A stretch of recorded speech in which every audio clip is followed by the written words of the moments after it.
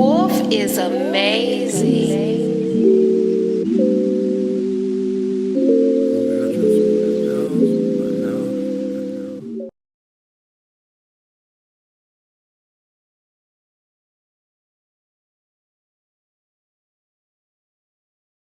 Good morning, mother lovers. Today, as you can see, I'm real comfy. I got me a little mini breakfast. I got my water.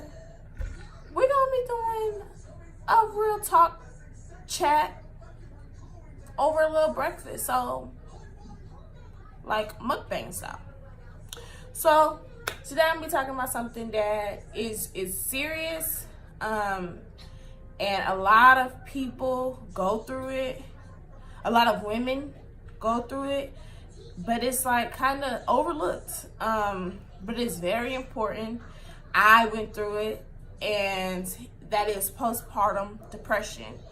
I went through it with my first daughter, and I'm gonna tell you how, like, what caused me to realize that I was going through it, how it affected me, and what I'm doing now to avoid going through that again. So basically, when I had my daughter, of course I was happy, her dad was happy, but of course I also was feeling a little down about my body, because you know, I had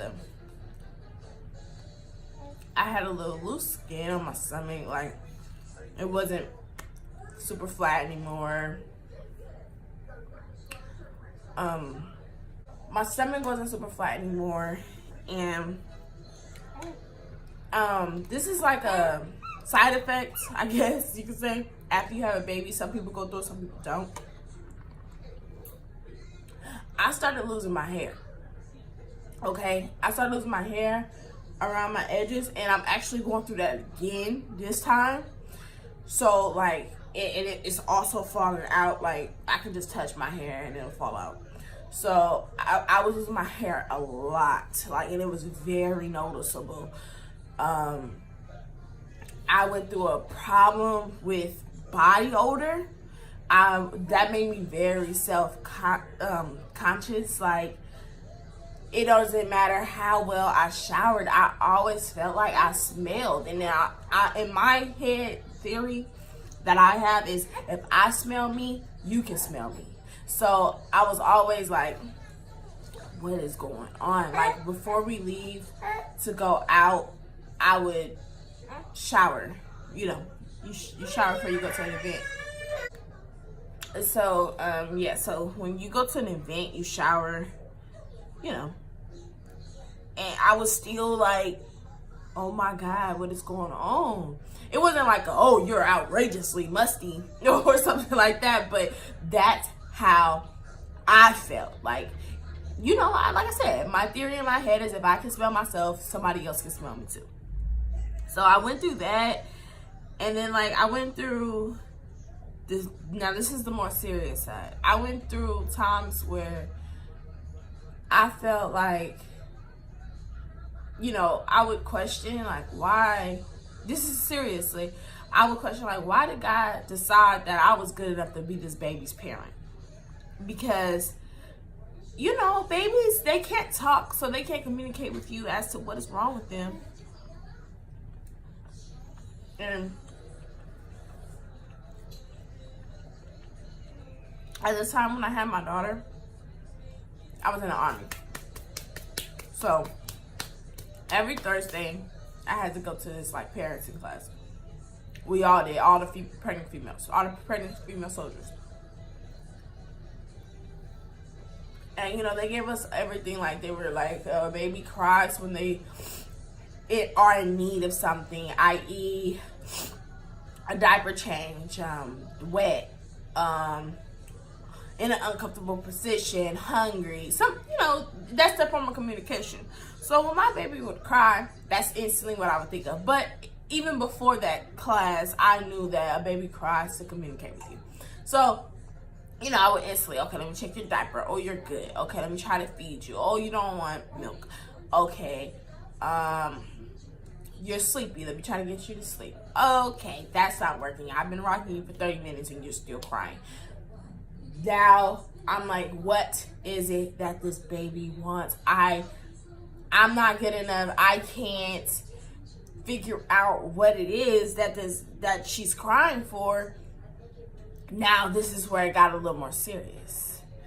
I would get so upset that I would cry. I would cry while she's crying. And I would lay her down. And I would go through it again. What is it? Was the milk too hot? Try it again. Check the diaper. Is it even a little bit wet? If it's a little bit wet, get it off of her. Maybe that's the problem. Okay, she's sleepy. Try to what's that stuff called when you wrap that baby up tight? Swaddle. Try to swaddle her and get her to sleep. Okay, you tried that. Go put her in her bed and walk off because you're getting upset. So I would walk off. I would go put her in her crib, make sure nothing, was around for her to suffocate or anything. And I would go in my room. My room wasn't too far, of course, but then I would get these thoughts in my head. Like, this is the thoughts that came through my head. No, I never acted on these thoughts. But I would get a thought, and it was like, just go shake her. She'll be quiet. Just shake her a little bit. Not too much, but shake her.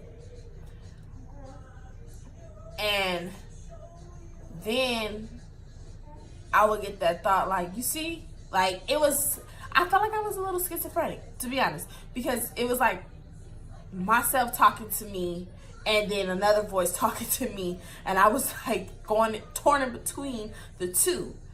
And the other voice would come in like, you see, you're a horrible mother. How dare you think of something like that when that baby is just going through the motions, new environment. That baby been in your womb for 9 months. Now they're out and got to do everything by yourself. You're terrible. And so I was going through those thoughts, and I felt like I was going through them thoughts by myself because I grew up with a line of strong women. Okay, so I felt if I go through postpartum. This was my thoughts before I had my baby. If I go through postpartum, I'm a weak woman. Because ain't no way. And if I try to shake a baby, I'm weak and I don't deserve a baby and I need to be in prison. Because ain't no way a baby can take me to that level and have me wanting to shake it. That was my thoughts before I had my daughter. I was very insensitive to how real postpartum depression is. I would cry all the time. Ugh, Lord have mercy, all the time. Even when the baby wasn't crying, like I would just think of things like, you would never get to this weight, you're weak, you're not good enough wife, you're not good enough mother. When the house was clean, I would clean it again. Like, you got this house dirty, your baby's gonna get sick. Like, it's like I always downplayed myself mentally. Like, mentally, I would be talking so negative about myself. Like, and then I always felt bad if I did the smallest thing for myself. The smallest thing, I would feel bad about it.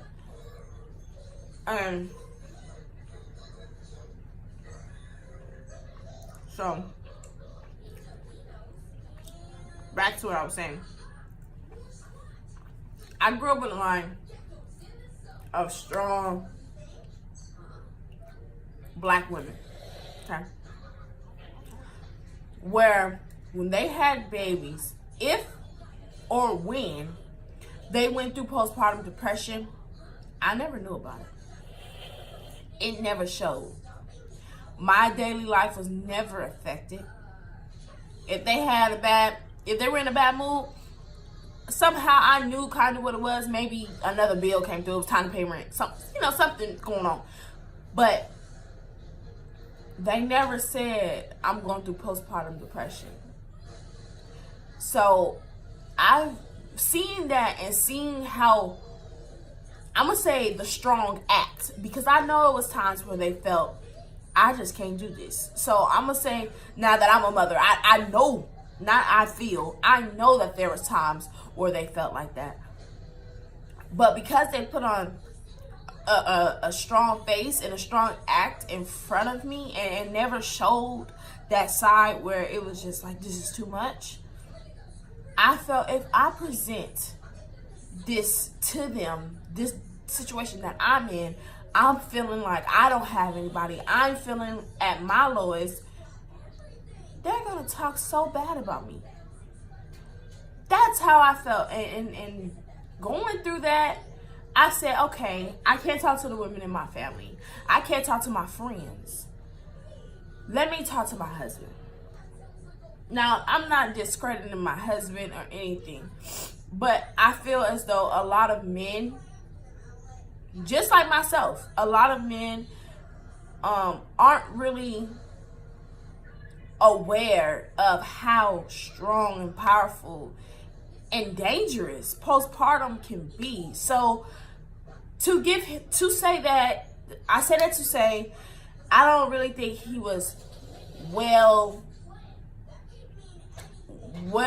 educated on the situation enough to help me. So when I presented what was going on with me to him, I said, babe, sometimes I just get so mad, like to the point where all I want to do is hurt her just to get 5 minutes of silence. 5 minutes. And I was just like, I can't get this weight off. At the time, I wasn't clear because I wasn't clear to do sit-ups because it's something, I forgot what it's called, but it's like when you have a baby, it like pulls apart, so it gotta close back up in order for you to do sit-ups again. Yeah, I don't know, I forgot what it's called, but I was like, I can't work out, I can't lose this weight. I'm big and my body changed, my boobs ain't the same, my stomach ain't the same, I stink, my hair falling out. Like, I presented all this to him. And growing up in the families that we grew up in, mental illness is like not talked about, or you're desensitized by it, or it's a joke. People make a joke out of it. Like, i.e., people say, oh, they schizo. Schizophrenia is real and it's not nothing to laugh about. And I know that now because I was one of them people in my family that would say, oh, you schizo. But I know how serious that is now. But he told me, and he said some other stuff, y'all, but this is in the time, in the state that I was in, this is all that I heard. Depression isn't real. It's all in your head. Now, like I said, y'all, he said some other things, but at the time in the state that I was in, that is all I heard. And that was enough for me to say, you don't have my back. I'm in this alone. I'm going through this by myself. I have nobody to talk to. I can't talk to my mom about this. When my mom asks me how I'm doing, girl, you better say you all right. She ain't never say, I ain't never hear her tell Momo I'm going through postpartum depression, So I was like, I had to go through it in silence. So, and my happiness didn't come from me just saying, oh, okay, I want to be happy now. No, it came from me repairing and restating calmly what was affecting me and, what I felt as though they could have done to help me. So I had to repair the relationships that I cared about. So I had to repair the relationship that I cared about and, let them know, hey, this is what was going on at the time. And you basically kicked me to the curb. Or as I felt, you kicked me to the curb. And I had to admit, yeah, I went through that because my husband basically told me, he was like, you're going through postpartum depression. And I told him, no, I'm not. No, I'm not. What the F? No, I'm not. Like, I got mad. Oh, I got mad. But I would be like, oh my God, he can see it. See? I knew I was failing as a mom. I knew I was failing as a woman. That's how I felt, guys. I'm not saying because you go through postpartum, you're a failure. No. That was basically just for me seeing, like I said, the strong faces that the women in my family put on. I just felt like I've never seen postpartum depression. I've never talked to anybody that dealt with postpartum depression. To my knowledge, but I'm quite sure I've talked to multiple people that's gone through postpartum depression. But yeah, that's just how I felt. And so once I decided to repair the relationships, I also had to look in the mirror. Before I repaired the relationships, I had to look in the mirror and say, Kia, you're going through postpartum depression. And I had to live in that truth. I had to live in that truth because it wasn't making me better for my daughter. It was making me worse. So I had to admit, hey, you're going through something. Yeah, I had to live in my truth. And once I did, it got absolutely 100% easier. Because before I admitted to the truth, it was hard for me to communicate what I was feeling. But once I admitted the truth, it got it was nothing. Like it was communicating how I felt and trying to get people to understand how I felt was so much easier, and try to not getting upset when they didn't understand how I felt was I got way better with that. I'm not saying that it was 100% cured, but I got way better with it. Now, what I'm doing now to prevent myself from going back into that is I have a lot more patience this time. See, with my first daughter, that was my first child, first go round. I have a lot more patience this time, and I have a lot more understanding with myself. My first daughter allowed me to see who I was, and I have a lot more understanding with myself. I know my limits. Like you might think you know your limits, but you don't know your limits until your limits are tested. And my first daughter tested my limits with her crying. So I know myself as a mother in that aspect. I know the limit in which I can. I know the limits in which I know the limits in which I can, of what I can handle, and when I need to tell my husband, hey, I need you to watch her real quick because I'm up here. Let me go take a walk. I know how to do that now, and I'm not ashamed to do that now. I used to be like, you can't get mad at your daughter. It's your kid. No, it's not necessarily saying I'm mad at my daughter. It's just I'm mad because I can't figure out what it is that's going to soothe her. I don't like when my kids cry. Oh, God, no. I don't like that because I feel like, oh, my gosh, you're in dire pain. And my job is to protect you and provide the best life that I can for you. And when they're crying uncontrollably and I've checked everything, the diaper, the feeding, the tiredness, and nothing is helping, nothing is working, I feel terrible, okay? So that's when that's what sets me off, the limit. That's what takes me to the limit and say, I know my limits basically now.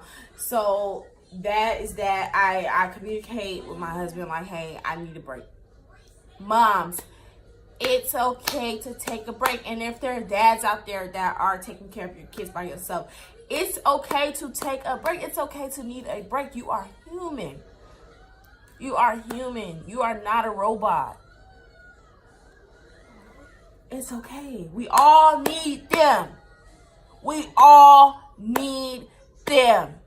It's some parents out there that you'll see on Facebook. I don't know how you people can take breaks. I'm always with my kids. That is great. That is great. My kids are with me all the time too. You see, I'm making a video and you can hear my kids right now. But that does not mean that I don't need a break.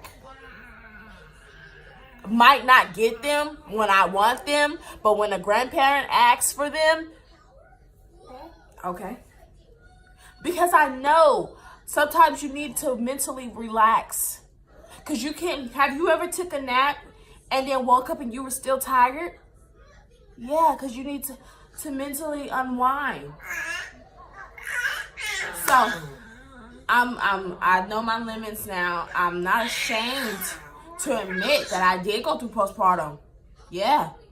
And I know the warning signs, and I've also let my husband know, hey, this is that.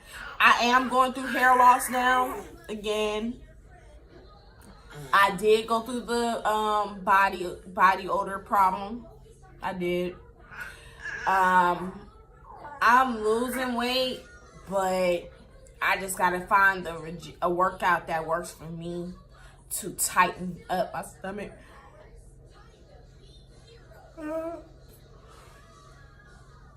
So I do have those same insecurities. It's just, back then my husband did it and he's doing it now. He just reassured me that it doesn't matter. Like, I had a baby, that my stomach grew to out here, and you know how beautiful I am. And I'm not being consumed by my own negative thoughts this time around. So I'm avoiding my own negativity. I'm acknowledging my insecurities, but I'm taking necessary steps to improve those parts of my body, those parts of my life, so that way they're not that much of a problem to me. And as I said, this is the main thing. I live in my truth. I feel as though I'm not going through postpartum this time. But if it does occur where I feel like I am, I will acknowledge that. And I will not go through that alone again. I will not. And I encourage anybody that has a pregnant friend, that has a new mom, a new father friend, to talk to them. Please ask them how they are doing mentally, not physically, because they're going to tell you, girl, I am tired. That's obvious. Please ask them how they are doing mentally. Okay? Please be the friend to reach out to them. It's very important, and it means so much. It means so much.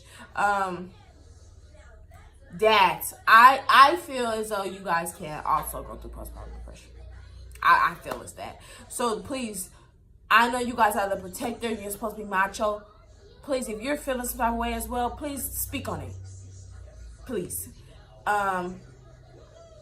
But that's my story about postpartum. I barely ate, but that's my story, and that's how that was the signs that led up to the crash. Basically, that's how I handled it now. And yes, like I said, that's something real. That's something that's overlooked, and especially the Black community. But it's real, and it happens to almost every mother. So make sure you mentally relax, physically relax. You need a break. You need a break. Sometimes you need a break. So don't be scared to it. Live in your truth and be genuinely happy. Don't be fake happy for the media. Be genuinely happy. And that's all I have for you guys today. Thank you so much for tuning into the video. Like, comment, and if you haven't, please subscribe. And don't forget, the next giveaway will be at 60. I'm thinking about moving it up to 65 because I'm almost there already. But the next giveaway will be at 60 subscribers. So tell a friend, Tell yourself to tune in every time I post a video, to hit that bell so you get notified when Mother Bear uploads.